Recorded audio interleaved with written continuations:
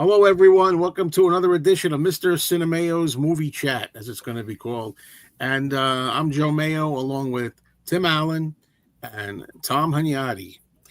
And we're going to talk about movie stuff. What maybe movies we've seen, if it applies. Which I'm sure in Tom's case and Tim's case, they've probably seen movies. I've seen a few today. So, well, a couple too today. I'll explain that.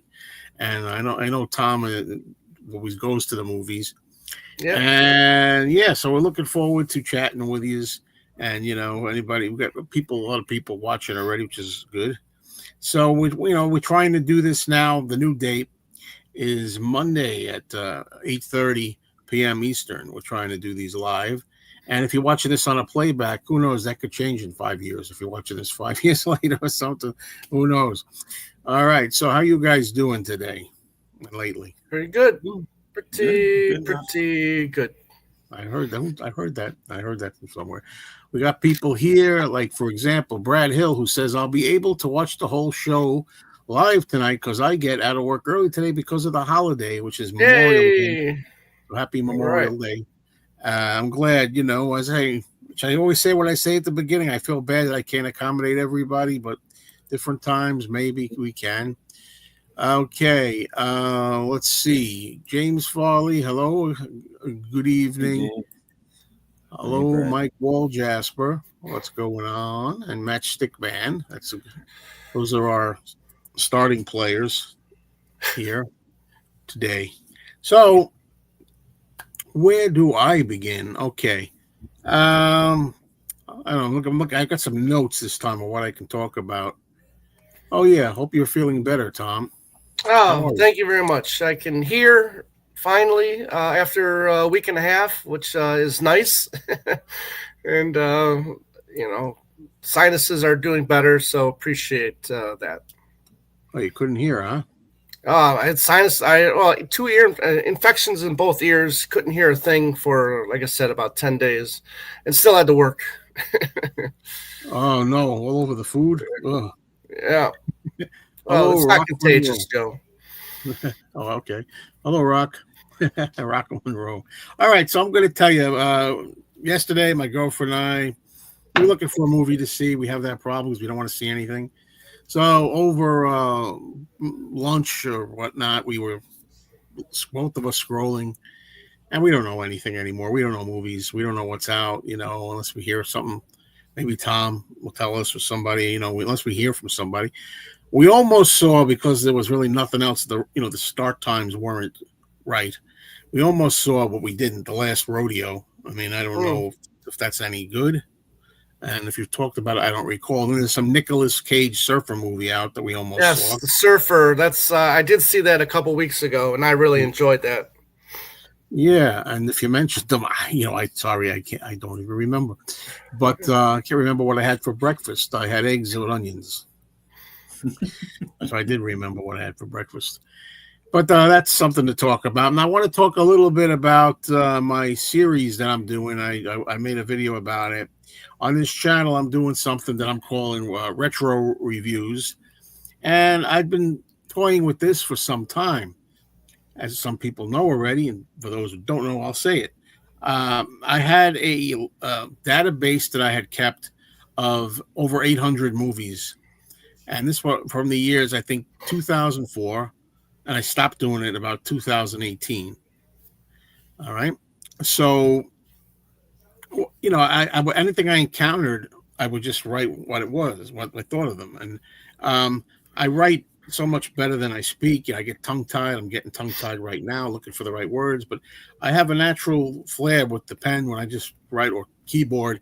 I can write, and words come, and then I'll go back and I'll look at it and I'll reread it and I'll say, no, I got a better word, cross that out, put another word, I can flesh it out more. So anyway, what I was thinking of is there's so many movies that I've seen during that period that I'm never going to see them again. 99% of them probably I'll never watch again. A lot of them just one and done. But this way, every single day, if I want to, I could have at least one movie review a day from that retro reviews database for 3 years. I'm good for like 3 more years doing that.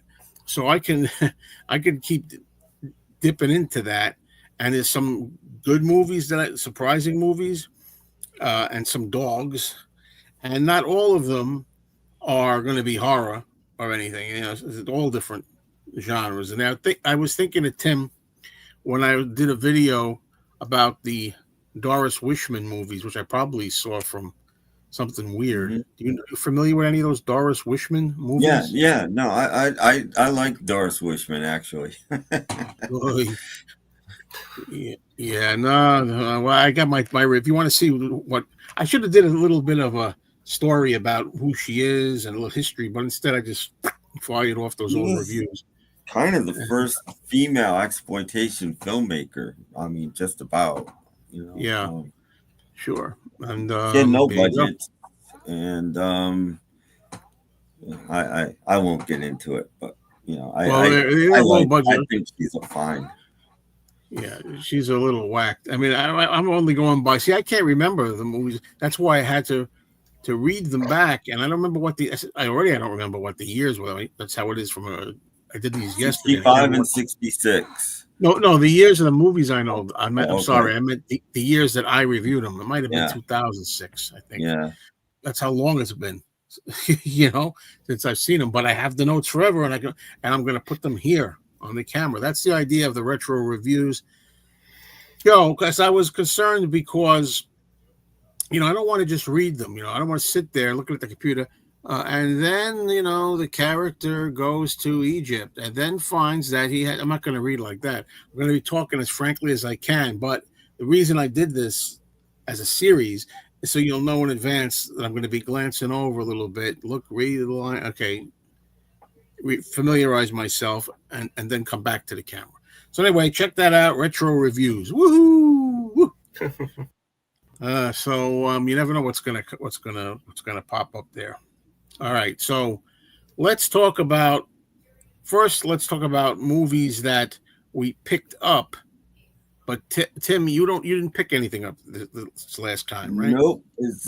My thrift store put everything on sale for $1, and there's nothing there to buy because they stopped. They used to. They have a tag system, and every month things get swapped out for new things, and they stopped doing that with movies and records and books. They don't price them anymore. They just have a price now. So what happens is the ones that everybody wants, they buy, and then the rest of them just sit there, and the shelves are full, and they're getting more in. They've told me that we get more in, we can't put them out. Our shelves are full. So, yeah. So I haven't bought anything in like 2 or 3 weeks. What a dilemma. What a problem. And that's all I have. I don't have any place else to buy movies. FYE. Oh, and the Salvation Army are the 2 places that sell movies where I live at this point. I'm surprised that you still got one open by you. An FYE. Yeah. No, I don't think they've gotten anything new in a year, and I'm not exaggerating. Besides Funko Pops and crap like that, their movie selection is smaller every time I go in there. So is the record selection. Grim. Yeah. Well, that's why. I've started to order online. Well, not starting. I've been doing it for a long time, but now I know that's almost exclusively online. So, Right. Tom, how about you? Well, I did see a movie last night. That was really one. What's that? Did you pick up anything? Not this week. If we were doing this tomorrow, I'd have 5 things to show you, but I got 5 things coming tomorrow, including the Criterion Collection edition of the 3 Musketeers and the 4 Musketeers. That's comes out tomorrow. So looking forward to watching those. I haven't seen those in years. I don't think I've seen them since the 80s. But I'm looking forward to getting myself reacquainted with those films. And I should do that as well because Charlton Heston's in there. Chuck Heston's in both of them. Yeah. Raquel Welch there is in it too. So yeah, at least one of them. I don't know about both of them, but yeah. Yep. So as far as viewings are concerned, let's talk about some viewings. I did watch a movie from Kino that I did show last time I was here. It's called White Lightning with Burt Reynolds. Now, if people don't know, White Lightning is another name for moonshine. And he plays an ex-moonshine runner, and he's after the local sheriff that was responsible for his brother being killed, and as in Burt Reynolds' brother. And the sheriff is played by Ned Beatty, who was just in another movie with Burt Reynolds and Deliverance. So they're in a couple films together, actually, Burt Reynolds and Ned Beatty. So I bet you Ned wasn't sitting down much in that movie, but it's no. No, he was in no hills or no woods or anything like that. But I really enjoyed this. There's a sequel to this called Gator, which is which is Burt Reynolds' nickname in here, Gator, if I remember correctly. And I'll pick that up as well. But this is really good. I really enjoyed this. I recommend it. If you're a big Burt Reynolds fan, this is one to check out. And this is by Kino. They did a good job with this. Well, let's take a slow pace here. Yeah. So speaking of Burt Reynolds, two things. Number one, I still recommend his last movie. Have you seen that movie? They changed the title. I think it's now The Last Movie Star or something. No, I haven't seen that one. That's really worth seeing, and that's a review I'll have up from Retro Reviews. Okay. Very good. Also, have you ever seen the movie Skullduggery? No. That's another one. Is that his first movie? Might be his first movie or one of his earliest movies. I'm going to try to get a hold of that. I think it's Kino. I think it's another Kino title. Okay. I think if I can work, if we work a topic in.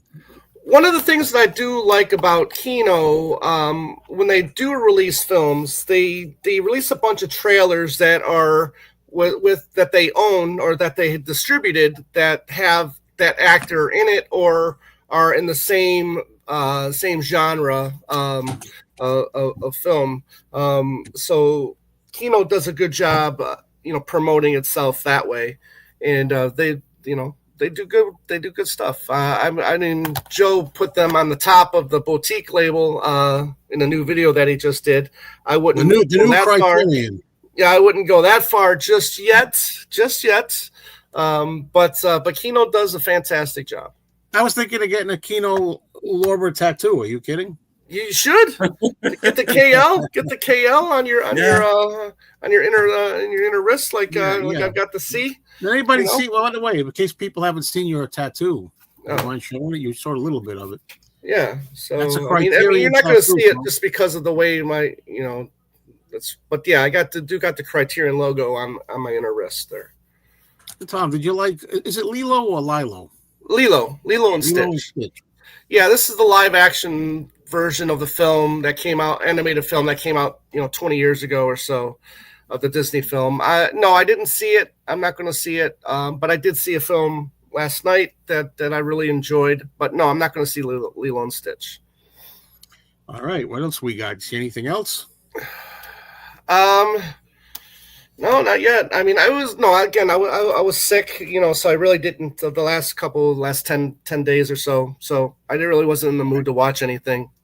Okay. Well, at least, I know if you were yourself, you'd be going out there. I know that. Oh, yes. Yeah. Oh, yes. Yes. Tim, how about you? What did you watch, if anything?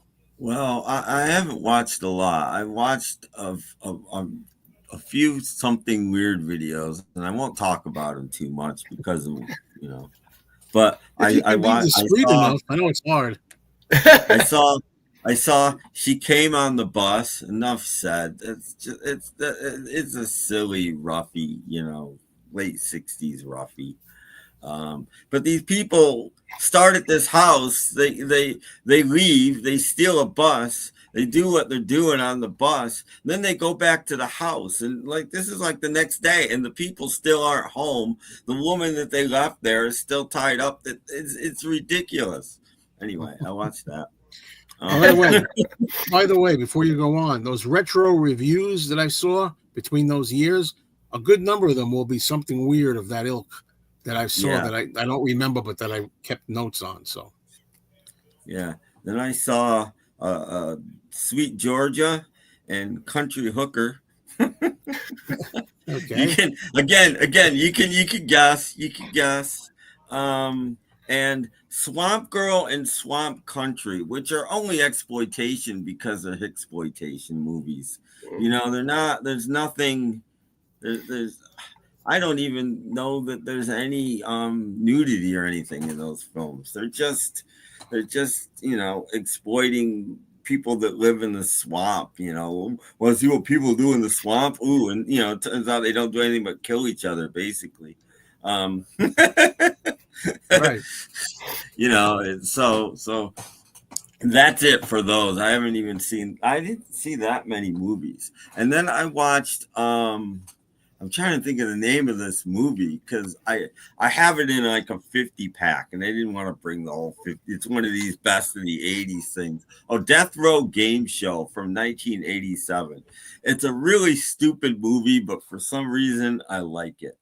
It's about this game show host, and his game show involves people on death row. If you want to participate, you're right into the show. They get you out of jail, and you can win prizes. You can win prizes for your family after you're executed. You can win a stay of execution, but if you lose, you're executed right there on the show. That's the whole idea of the show. What a guess.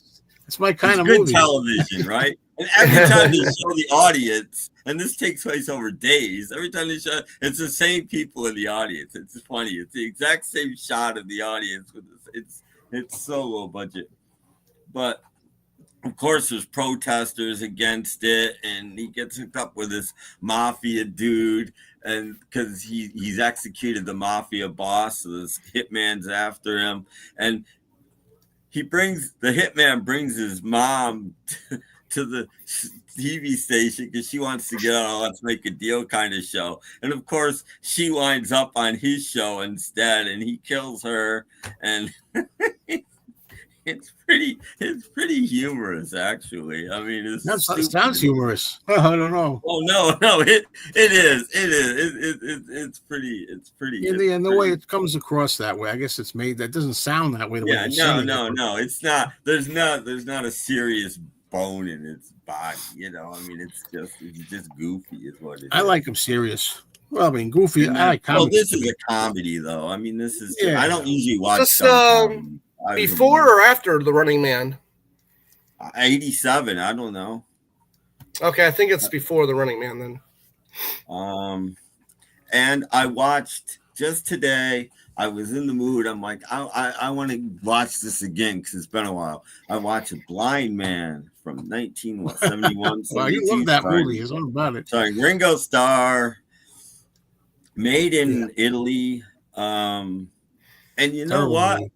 Every time I watch this movie, I like it more. It's really violent.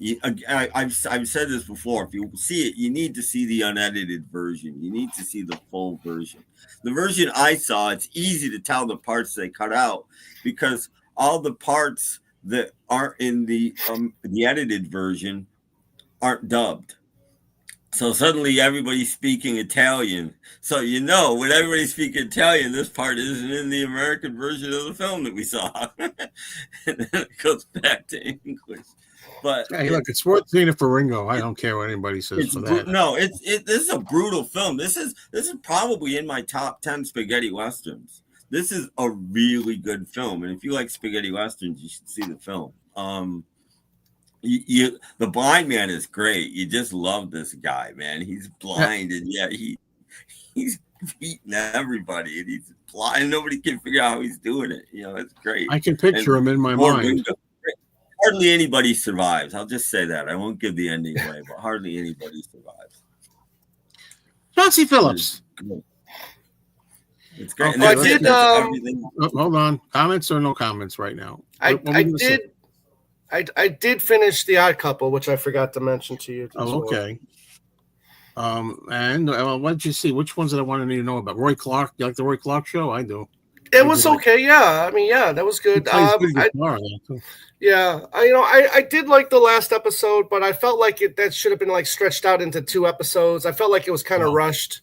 in a way. But all in all, that last season was very good. Might be the funniest. I don't have the clip anymore to send you. I've been waiting for a year or more until I you know, finish. I know. But that scene is, you know, you got to picture it that where they're getting married and the roof starts leaking. Yeah. So Oscar, I mean, you do see him doing that, right? You see him like putting the pail over to catch the water, Yes. and then he finally goes, "And I'll pronounce you man and wife," and he goes, "I'm free, I'm free," and then that's where they cut it. Right. But he's supposed to go under the rain and start dancing under the rain from the roof. I'm singing in the rain. Oh, okay. Yeah. They freaking cut it out because of the song. I mean, Yeah. you know. I didn't realize too, but until you see the credits that Felix's son is Leif Garrett. Yeah. That's right. Yeah, and I like the end. I like shows that come to a conclusion. You know, Right. And that's a great. I think that was a great scene when he says, "You know, I'm going to salute you. I salute you." When he throws garbage on the floor, you know, this whole thing, and that's a perfect ending for that show. So anyway, I'm glad you got through it there, huh? And I got some comments here that I want to put up. Like this one, for example, just watch Buster Keaton's The Scarecrow. It's a great film. I don't know it. Yep. I don't know. Most of his are great, but yeah, it's really good. I got to watch more of that stuff. And I should have picked up that Keaton bust at the flea market. Somebody said that it was Keaton. I didn't know. Yeah, no, it was Keaton. I saw it. It could be Dick Tracy. There's a slight possibility, but I thought it was Keaton. I didn't think it looked that much like him, but I thought it was Keaton. Now, Matthew Smith, I don't know if you're talking about me, but I never said that. It says, turns out you're right on More American Graffiti. Worth watching only for looking at Cindy Williams' junk otherwise. I never said that. What I said was, it's nowhere near as good as the original. It's not very good. I thought it was worth seeing, but nothing to do with Cindy Williams, because by that time, she's like Shirley Feeney from Laverne and Shirley. I don't like whatever that hair that she has. I like her hair better in American Graffiti, whatever it is. But anyway, be that as it may, the reason I said it was worth watching was the segment in Vietnam with the Toad, Charles Martin Smith, I think his name is, right? That is a great segment, and I go back to it a lot. It's a movie that's grown on me over the years. I like it's got good music, and I love the Vietnam scenes. So that's how I feel about that. You say Bad Girls Go to Hell, one of those Doris Wisher movies, is really keen. I think it sucked. I like what I remembered when I read it back. It was a roughie, and roughies weren't really invented to like. You can't say that because almost that time, 63, 64. This is the game that people all play with movies and music. Oh, I guess you just don't like roughies. No, I'm just saying it's an early roughie, and just I like the roughies. I could review 4 other roughies that I like. A female making an early roughie is pretty interesting. Well, to each his own.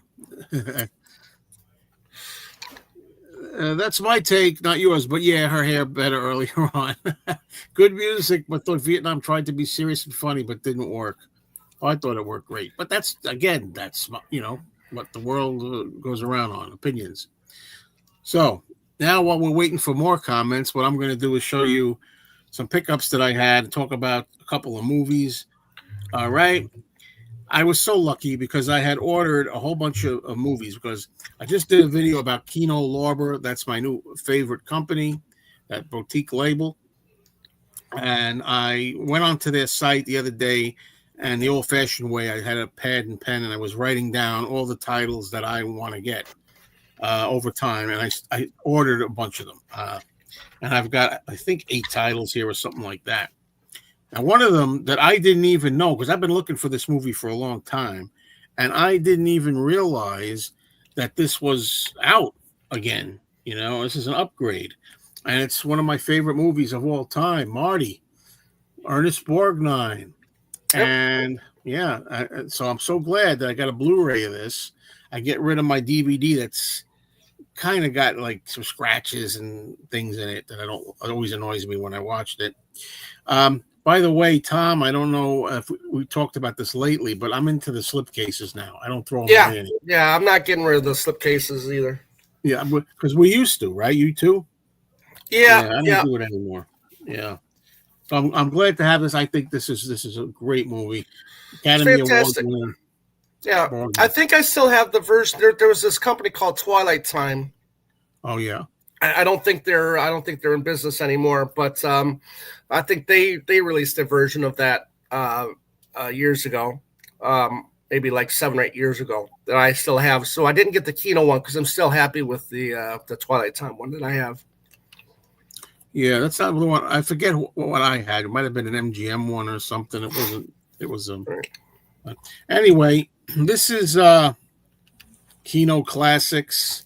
Bela Lugosi in The Death Kiss. He stars with David Manners and Edward Van Sloan, who are also in the original Dracula. But I know I've never seen this movie, ever.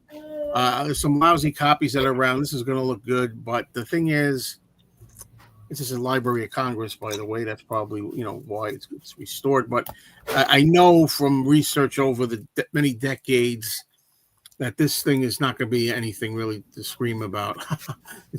So it's not going to be him in a big straight, like kind of horror role or anything like that. But it doesn't have to be horror. But I mean, I don't think he's going to be in much. No, I mean, I like that they have films with one of your favorite actors. That you can get. It's a cool thing about these boutique labels. Yeah, I love them. Yeah, Ernest Borgnine won an Oscar for Marty. I do got to say that if it wasn't for Kino, I'd probably be 10, 20 films lighter in my Burt Lancaster film collection. Oh, yeah. And I'll try almost, it's funny because we always joke around. Like some people have a Criterion collection. They say, I feel like watching a Criterion tonight, as if Criterion is a genre on its own. Well, it is. I might, you are a regular riot. I might do that with a Kino Lorber. I think I'm in the mood for a Kino. I wanted to upgrade this, and I finally got to do that. Woody Allen, Diane Keaton, play it again, Sam. One of my very, very favorite movies to star Woody Allen. This is one of my favorite of all his comedies. I think this is maybe even more enjoyable than Annie Hall to me, although I like Annie Hall. Yeah. But now I'm trying to put them in different order. Here's one for Tim. I had this one on a DVD. It's an upgrade from Kino Lorber. Melissa Sue Anderson and Glenn Ford are in this. Glenn Ford collecting booze bucks in this 1981 movie Happy Birthday to Me, where a victim gets a shish kebab there right down the throat. Okay. Slasher film. I saw it in the movies. And the idea of having Melissa Sue Anderson in this movie is wild. And I think Glenn Ford, I haven't seen it in a while. I think he's got, a cameo. He's not in there that much, I don't think. I think they just bought him a bottle of whiskey and said, that's it, Oh, man. All right. Let's stay in the horror genre for another one. Double feature. I can get rid of my old DVDs of these. Vincent Price. It's rattling around in here. One of the discs. The Abominable. It's a damn glare. The Abominable Dr. Phibes and Dr. Phibes Rises Again. These are like tongue-in-cheek. These are like the kind of movies that are horror that are kind of tongue-in-cheek. But yeah. But I still think that those two films deserve their own Blu-ray, and that's sharing one. Well, they might be on one disc or two. I don't know if they're on one or two. Well, what I mean is they. I feel like they should have their own case and everything like that. Oh, I'm going to rescue this right now. Well, sometimes I like when you can get certain titles like this and knock them off the sequel and everything, depending on what they are. And one of them, and then the same thing with right, and the same thing with because like I said earlier, that Criterion's releasing the Three Musketeers and the Four Musketeers from the 70s. Yeah. I know that's going to be in the same set, but not necessarily on the same disc. See, those two movies are short enough to where you can get them all on the same disc, but I'm happy to see that they're on their own separate discs. I got this separate disc, which is this is perfect. Yeah. I'm fine Good. with it. All right, so that's that. Now I'm going to talk about Charles Bronson, and the Death Wish movies, which I'm all mixed up on. I had them on plain old DVD for a long time, and some of them, and they're cropped. They're 1.33 pan and scan. Yeah, so but I found out that Kino Lorber carried Death Wish 4, which I think might be my least favorite if I remember of the 5. I think, but I'll see it again. It's been a lot of years. It came with the slip cover. See, that's the thing too. Some of these come with slip covers, some don't. And I found out from some people in my comments that, oh, look at that. See, this is the kind of slip cover I like too. When it's different. There's that one, but this one is that. It's different. Some of them will have reversible covers as well. Oh, that's cool. Yeah, I like when they do that. Yeah. Now the next Bronson one, this one I watched today. I actually watched it. All right, today. Right, same day I got it. These all arrived today. Death Wish 5, which everybody hates. This is what I call. I never like using the term guilty pleasures, but this is a guilty pleasure. And I gotta find a better term, right? Because we don't feel guilty. We don't have any guilt for liking them. But the thing is, it's a movie that most people can't stand or gets a terrible reputation, but I have fun with. And that's what we always say. Oh, it's fun. What do you mean it's fun? This guy has Bronson, 72 years old or something like that, well past it. And, he's really like, again, getting some booze bucks for this. No judge, no jury, no appeals, no deals. Smart man. And this one has, what's his name? Michael Parks in here, who mumbles a lot. I don't know if this is the same guy. Oh man. Okay, I'll figure it out. Hold on. So Michael Parks in here, but also Leslie Ann Down is in here, who plays another very unlucky woman who gets involved with Paul Kersey, because anybody who gets the most unlucky man in the world, anybody who becomes his fiance or is in his family or wife is going to get killed or raped or something, So there you have it, And it's kind of weird for that. You know what I mean? It's enjoyable weird. Like it's not something that I find terrible. It's just not much on story. Just a lot of gruesome and grisly things happen here. It's almost like not quite a slasher film, but it's closer to that. I like the kind of ways he deals out his death here to the bad guys. And I won't go into too many details. I'll do a video on this at some point. But anyway, to wrap this one up, it's from 1994. And what I like about it, too, getting this, is the fact that all I ever had this on was a DVD that, again, was the pan and scan kind of thing. But, that's what they call them. But not all of them are pan and scan, because if it was 185, right? There's not a hell of a lot of panning you got to do. It's those widescreen CinemaScope ones that they are CinemaScope. It depends on the aspect ratio it was shot. Yeah, 235. But anyway, So anyway, I thought I'd never see this on a disc that was improved on a Blu-ray and in the right ratio. So I'm glad to get it. I have a lot of fun with that movie. Now, another movie that's a favorite of mine, and Tom, I've talked to you about this before. George C. Scott in Hardcore. Now, I had no idea that this was available on here, and Jesus, I can't see the year. It's so small and it's dark in here. This looks like it's been out a while, And I went ahead and I got the indicator. I incorrectly in my video called it Arrow, but then I recognized before I published it that it was indicator, so I put the word on the bottom, indicator. And again, don't ask me why. We're all different. For some reason, something bothered me about the quality of it. The picture quality wasn't bad. It wasn't. I don't mean bothered me in the sense that it was like full of scratches or like ripped or jumped or anything. It's just the coloring or something about it. I didn't like it. I get that with some of the Criterions too. So I said, well, this is cheap enough. Let me get it on here. And I did.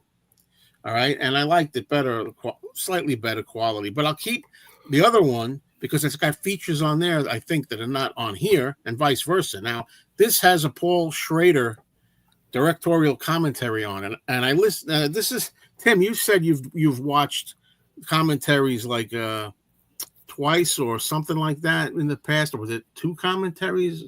Yeah. I've watched movies with 4 commentaries, and if there's 4 commentaries, I watch them all. Right. I did them both in a day, which is the last time I remember doing that was I remember doing that with a movie called Seconds with Rock Hudson, which I was so surprised by how good I felt that was that I immediately after watching the film watched the whole thing again with a commentary. This time I watched the Paul Schrader commentary, and then I watched one after that. The second one has film historians Eddie Friedfeld, Lee Pfeiffer, and Paul Scrabble on it. Hope I'm pronouncing those right. Let's start with the Paul Schrader commentary. Now, you know, his movies can be kind of dim and depressing. And what a guy. That guy is so depressing. It was like he gave me some information that I wanted to know about the movie, but all he does is like whine about how like, oh man, that, you know, he's hard on himself. The lighting is too bright. Back in the 70s, what were we thinking? Everything's so overly lit and bright. Look at this scene. Thanks a lot, pal. I never noticed that before and it never bothered me. Now you got me thinking about it. I never thought of it as being overly lit. Then he's like, I should have moved the camera. Why didn't I move the camera more? I should have moved the camera.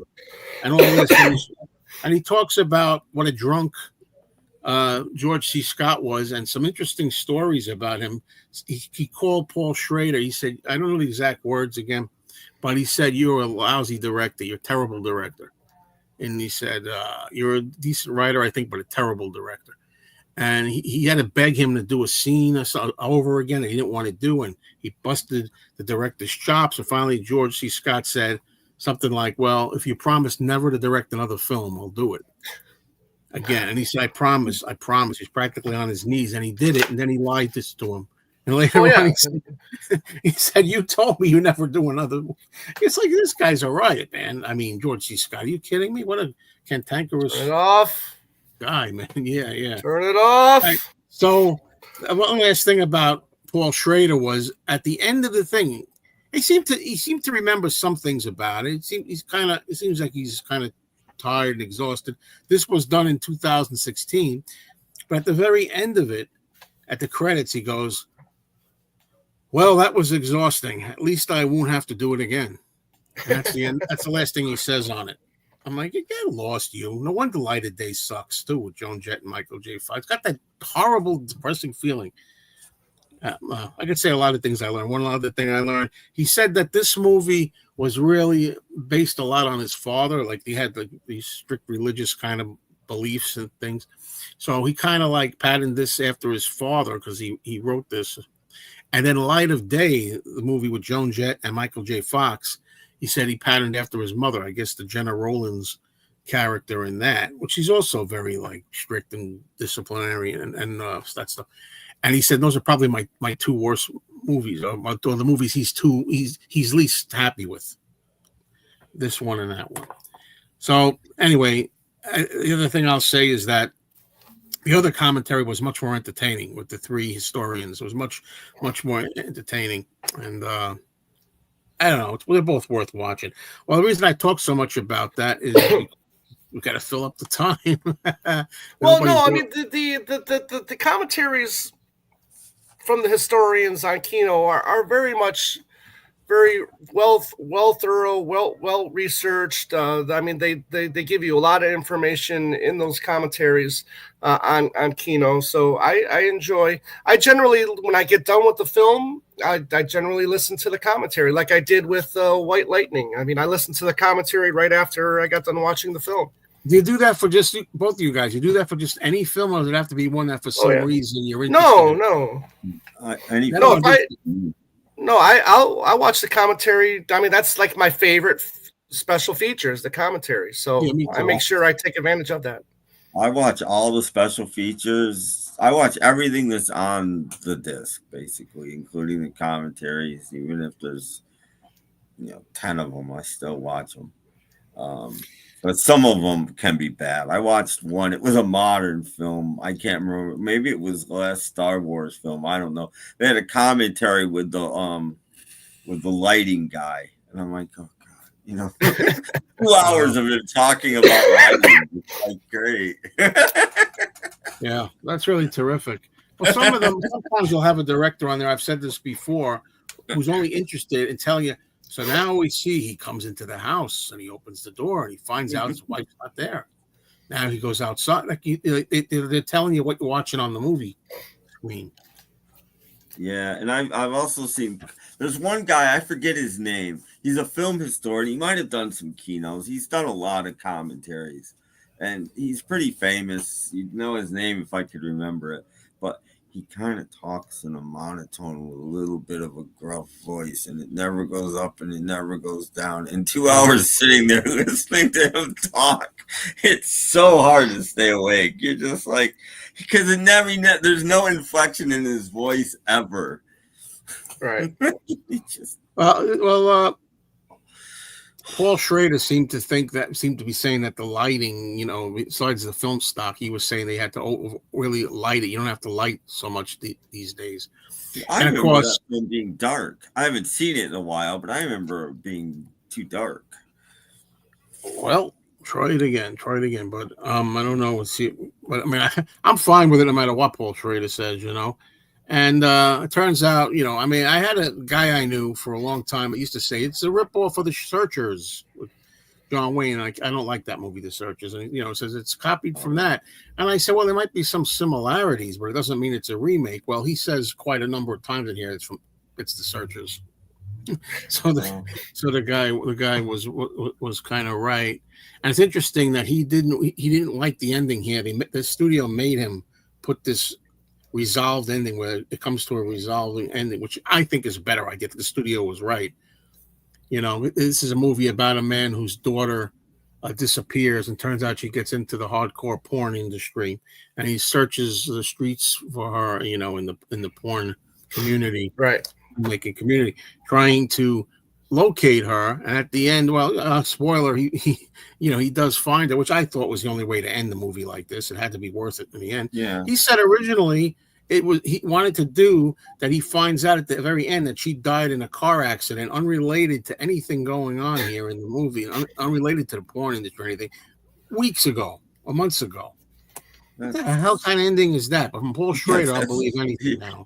That's a waste of 2 hours of your life, is what that is. And I'm somebody that has no problem. It needs to be like I love The Searchers. The Searchers is probably one of my 10 favorite films. That'll be the day. And you need to have that ending. I mean, at the end of The Searchers, John Wayne needs to find her.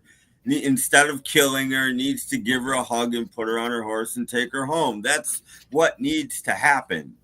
Despite the whole movie, he's trying to find her to kill her because she's an Indian now. It needs to be the way it was.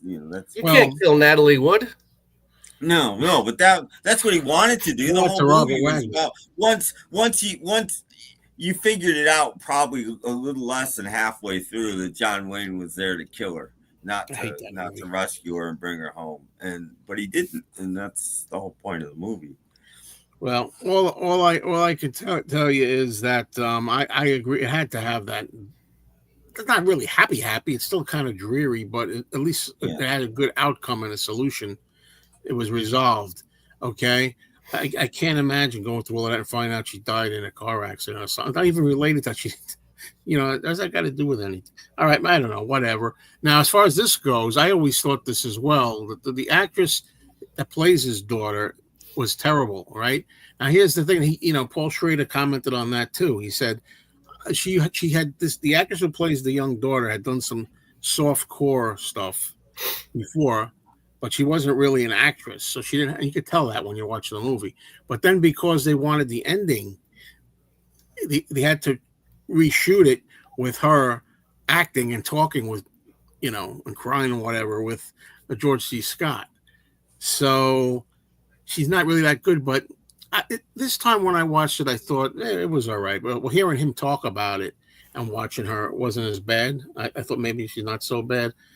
But I'll tell you one thing. I've always said this whenever I watch George C. Scott. I really like George C. Scott.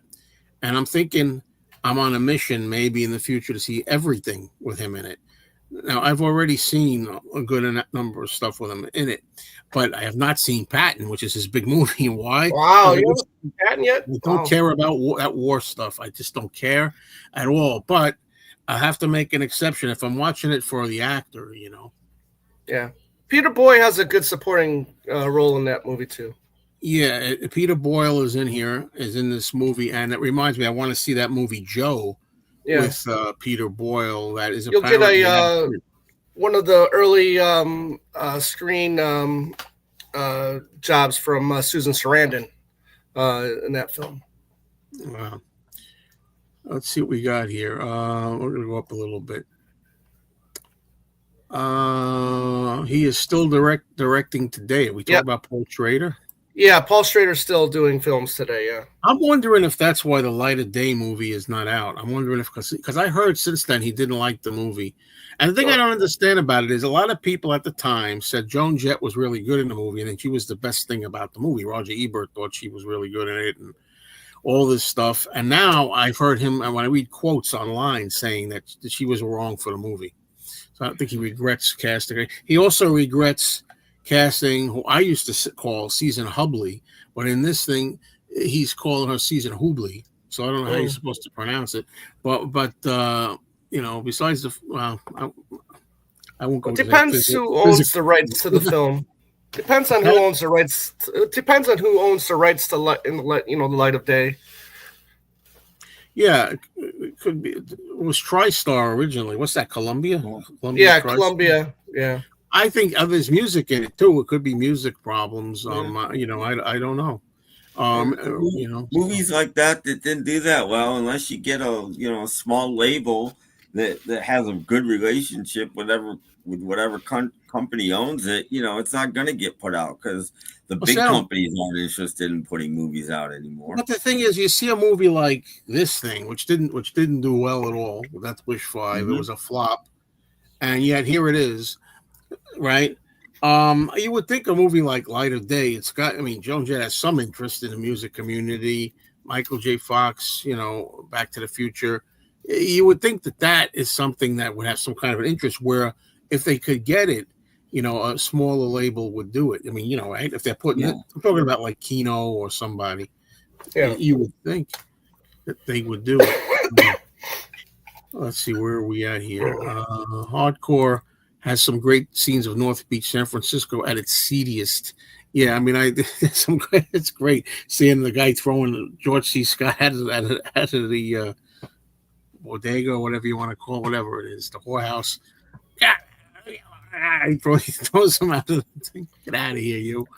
Oh, shit, that's great.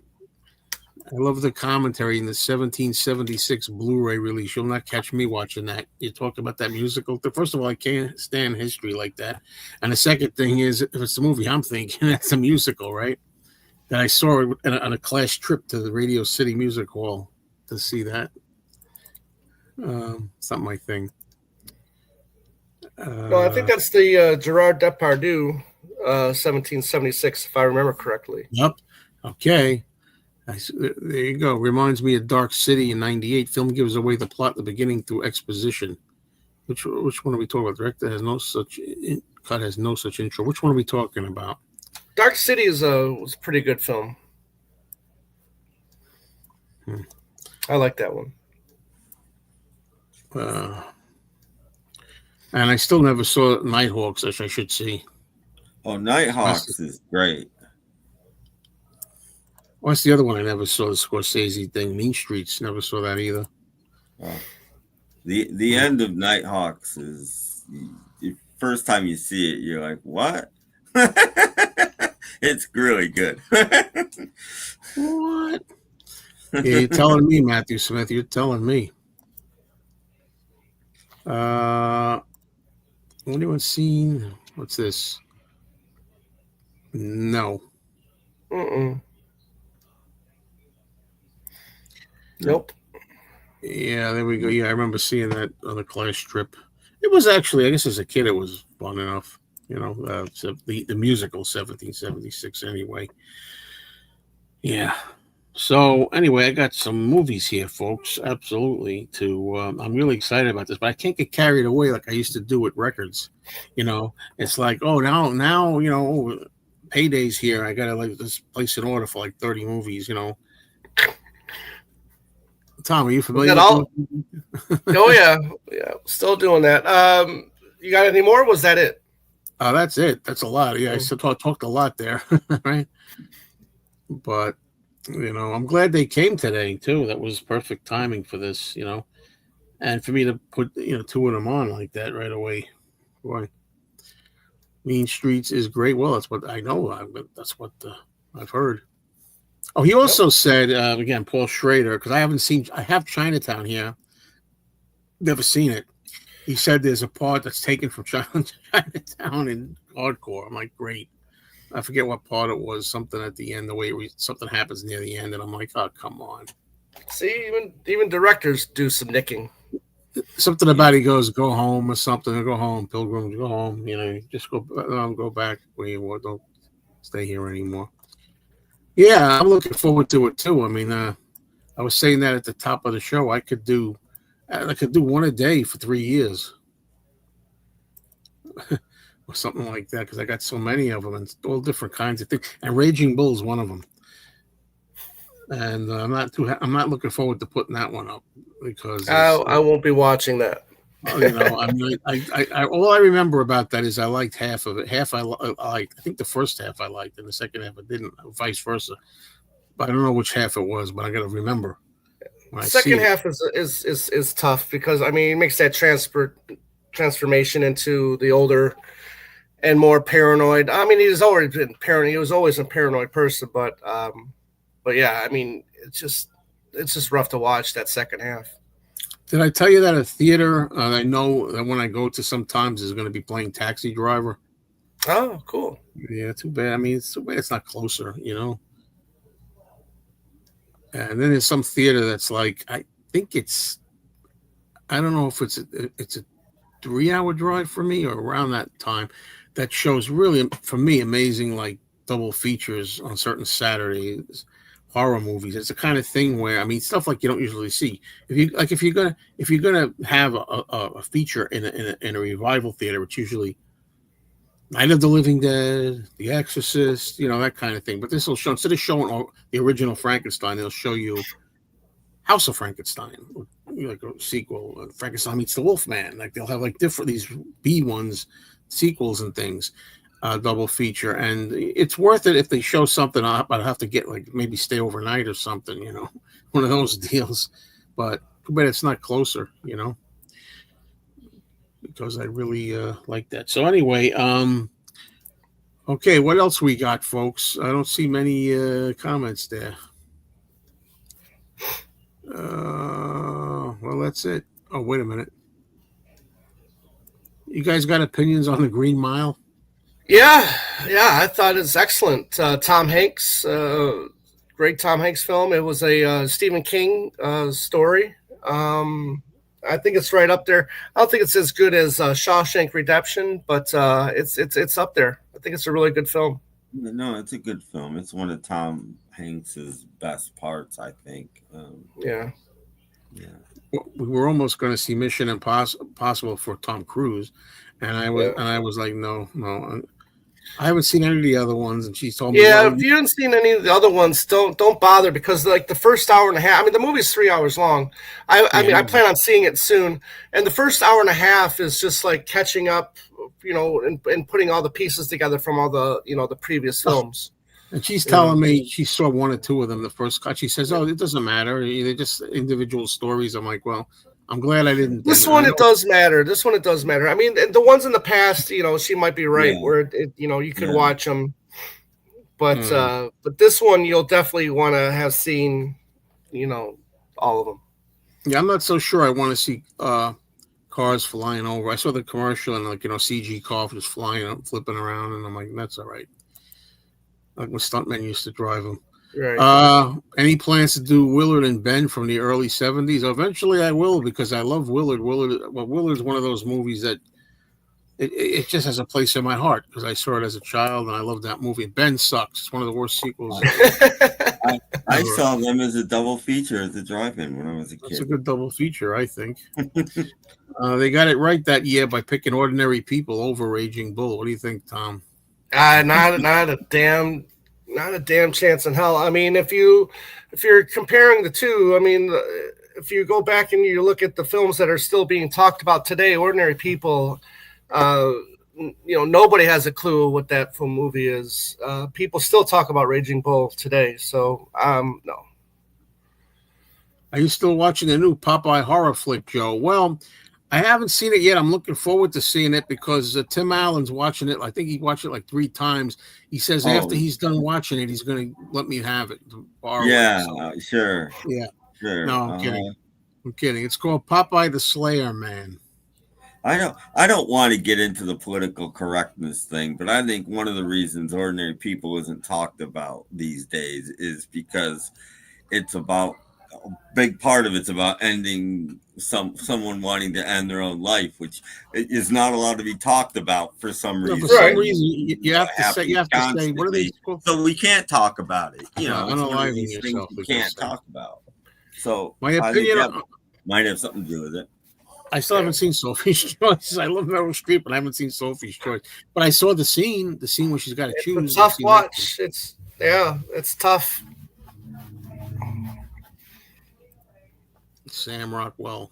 Yeah, Sam Rockwell's great in Green Mile. Yeah. I still haven't seen Winnie the Pooh, Blood and Honey 2 yet either. Which I got to see. I got to have a copy of that for a while. I missed that one as well. Come on. You're looking forward to it. Yeah. I'm surprised you haven't seen that new horror film, Clown in a Cornfield, yet, Joe. I don't know if you saw this. So many things to do. I mean, I don't know. Clown in a Cornfield. I heard about that. I heard of Sinners or something. There's another thing I heard about. Well, Sinners is a completely different movie, but it's bunch of genres in one. It's not just a horror film. Don't get me wrong, Raging Bull is great if rough, but I always liked Ordinary People better. My Bodyguard, for that matter. Well, you got to remember the jerk of all jerks who killed Lennon saw Ordinary People, and he went to New York once and he saw Ordinary People, and then it changed him and he went back to Hawaii. So for whatever reason, we could have lost John earlier. Then he went back cast. 2 months later. Yeah, great cast, but I found that movie a little boring myself. I liked it I haven't seen it in years and years and years, but I saw it early HBO days, and I might have even saw it in school once. They might have showed it in a class, and I thought it was great. I mean, just Mary Tyler Moore's performance. You think Mary Tyler Moore, and no, not in this movie. She can act, and it was pretty amazing to see her. Oh yeah, she can act for sure. Yeah. Well, don't forget, Change of Habit. Yeah. My Bodyguard, I really enjoy that film a lot. That's a guilty pleasure of mine.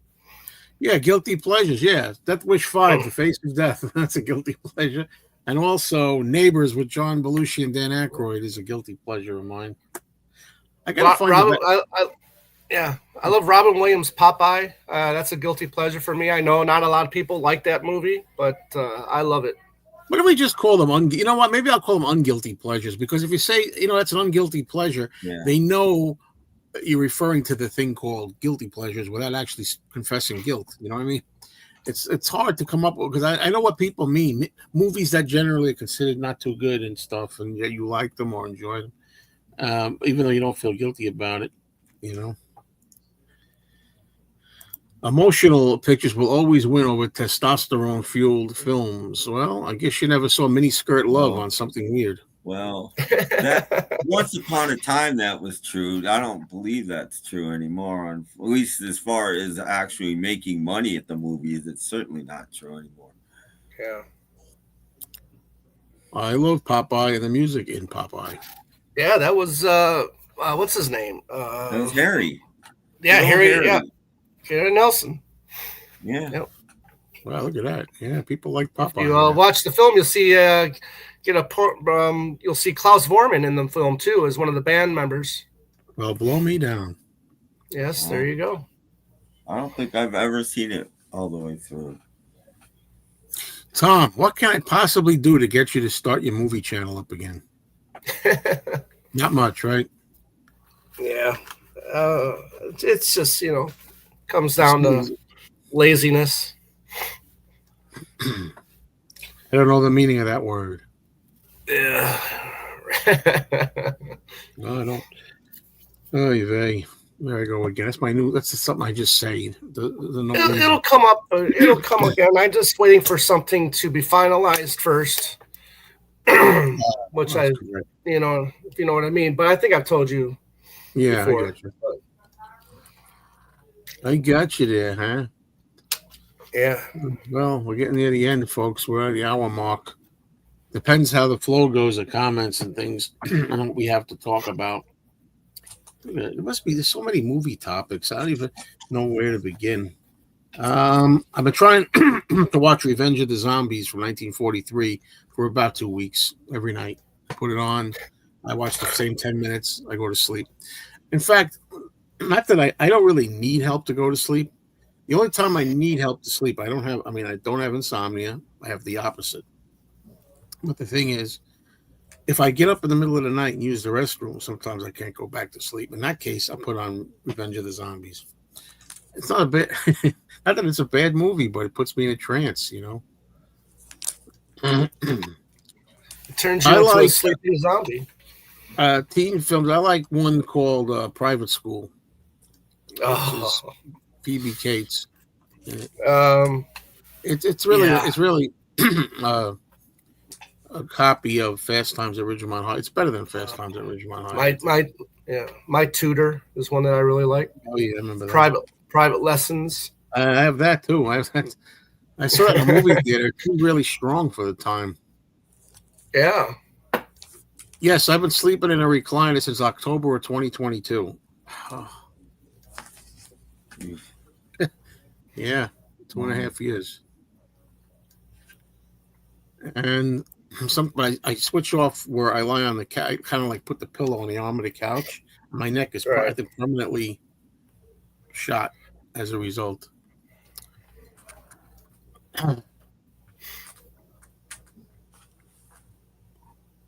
I'll just say hello. Can't see that picture. I really want to look for it. I want to blow it up. Oh yeah, Breakfast Club, but that's what's guilty about that. That's considered a pretty good movie, isn't it? Yeah, no, that's a great movie. That's on my list to watch again, but I haven't gotten to it yet. I have this huge list to watch again, and besides that one, most of the movies are over 2.5 hours long, which is why I haven't watched them yet. I'm getting this longer list. It's growing longer and longer and longer of movies that are just long, and I don't really. Valley Girl.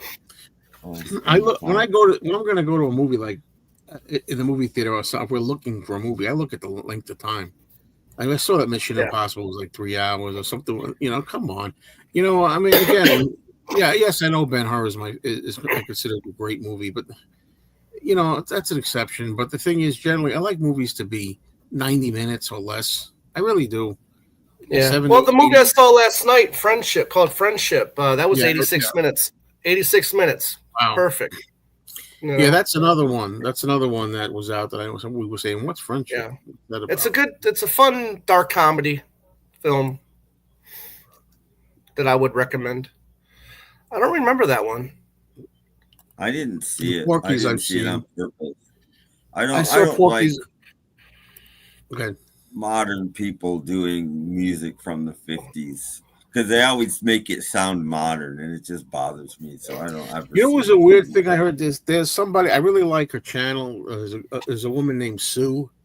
She's got a movie channel, Movies and Sue. So there you go. And I like her videos, and she's really into collecting. But she said something that I thought was weird, and I kind of like in the comments I put it in there. she's upgrading to I think 4K. She right, but she says something like the movie A Complete Unknown, the biopic about Bob Dylan. She loves that movie, but she says I don't need a biopics on upgrading them to a higher definition. And I get mixed up because now in my argument, I said to her, I said, "Well, wait a minute. Just because it's a biopic, suppose Bob Dylan was a fictional character. There wasn't a real Bob Dylan. Would you then get it on 4K? I don't understand the fact that it's a Right. biopic. It's not like you mean it's an old documentary. Old documentary footage maybe doesn't need to be upgraded. You're talking about it's a movie. It's a film on stock, digital or whatever it is now, just like any other film, just happens to be a real story, true story. What's the difference? I don't understand why biopics don't have to be high quality and other movies do. I don't understand that. Yeah, really, really, definitely. Well, anyway, I forget, Tom. What's your latest experience? Have you done? You did the thing with 4K, but have you watched anything in No, not 4K? yet. Somebody told me, and I'm thinking their information's wrong, but it'd be nice if it's right. That if you get a 4K player, it will play all region discs, any A 4K lot player, of lot of 4K players are region free. right? Yeah. That's a reason to get one because I need a region Yep. free player. I got some Right. region. I can watch that WC Fields 17 film set. And what else do I have? I have some Hammer horror films that are in, they're uncut. A couple of them are uncut in on those Britain, but not in the American versions are cut sometimes. Usually we think of the other way around. I love my laser disc. So does Tim, right, Tim? Yeah, yeah. I was gonna watch one today, but I would have had to move a few movies to do it, so I didn't. I was feeling lazy. But I I watched do Blind remember. Man instead. Happy I did. I do remember the movie The All Nighter. I remember hearing about it, but I never saw it. Did you ever see that with Susanna Hoffs? I've only seen the important scenes. I hear I've you. never seen it all the way through. No, Has anybody seen or admitting to have seen Spice World? No. I never have. I admit to never have seen it. Yeah. Although I heard Elvis Costello's in it, and that almost made me want to see it, but I still haven't. You're kidding. All right. I think we're coming towards the end of the line, I guess, fellas. So I guess we'll say this is not going to be an all-nighter. So this is going to be a short one. Anyway, until next time, hopefully we'll have more stuff maybe under our belts that we watched or whatnot. Oh yeah. And well, here's another guilty pleasure, I suppose. Another film on Criterion. There's got to be many guilty pleasures that I can think of, not off the top of my head. So anyway, thank you for what you have one, Tim. Somebody. No, there's millions. Anything on Crown International is pretty much Yeah, any film that they ever put out is a guilty pleasure. wait a minute. I remember seeing that Crown International. Malibu Beach, many of them. The Teacher. What was that kid's? The kid that starred in Dennis the Menace when he was all grown up. He was in The Teacher. Jay North. Yeah, Jay North is in The Teacher. He was a real crybaby. He just died recently. Go watch Crown movies. They're cold turkey. Everybody quit smoking. All right. Well, that's it for tonight. Thank you all. And hopefully we'll see you next week and see what we can see movie-wise. And please subscribe to the channel. I don't know if I should recommend my other channel here because everybody here probably is over there already. Me and Mr. Mayo. And you guys, don't forget, if you want, you can plug your stuff even though they're not movie things, Anybody? Well, no. Okay, they don't want to talk. You're not going to. I do a podcast, snapcracklepop.podomatic.com. A new one should go up. I'm hoping to get it up by tomorrow morning, but we'll see. We shall see. We shall see. On my channel, I actually did a video. It's been like 2 weeks already, but I actually put on a new video. That's it. And Tom's got nothing. Two legs. Check it out. I did it for you. Number 2 legs. That's okay, right. everybody. See you next time. Cheers, all. End the stream. Here I go. End stream. Over.